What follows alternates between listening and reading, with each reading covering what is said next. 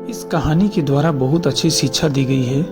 इस कहानी का शीर्षक है इंसान की कीमत। एक बार लोहे की दुकान में अपने पिता के साथ काम कर रहे एक बालक ने अचानक ही अपने पिताजी से पूछा, पिताजी, इस दुनिया में मनुष्य की क्या कीमत होती है?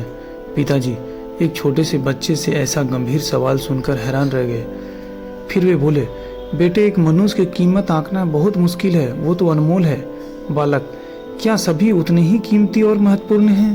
पिताजी, हाँ बेटे। बालक के कुछ पल्ले पड़ा नहीं। उसने फिर सवाल किया, तो फिर इस दुनिया में गरीब तो कोई अमीर क्यों है? किसी की कम इज्जत तो किसी की ज़्यादा क्यों होती है? सवाल सुनकर पिताजी कुछ देर शांत रहे और फिर बालक से स्टोर रूम में पड़ा एक लोहे का रॉड लाने को कहा। रॉड लाते ही पिताजी ने पूछा, इसकी क्या कीमत होगी? बालक, लगभग 300 रुपये।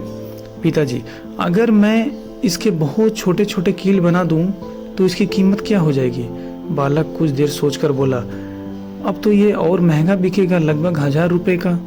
पिताजी, अगर मैं इस लोहे से घड़ी के बहुत सारे स्प्रिंग बना दूं तो?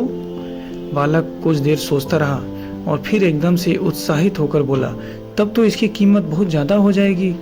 पिताजी उसे समझाते हुए बोले, ठीक इसी तरह मनुष्य की कीमत इसमें नहीं है कि अभी वो क्या है, बल्कि इसमें है कि वो अपने आप को क्या बना सकता है। बालक अपने पिता की बात समझ चुका था। आप ऐसे ही कहानियों को देखने के लिए हमारे चैनल को सब्सक्राइब करें।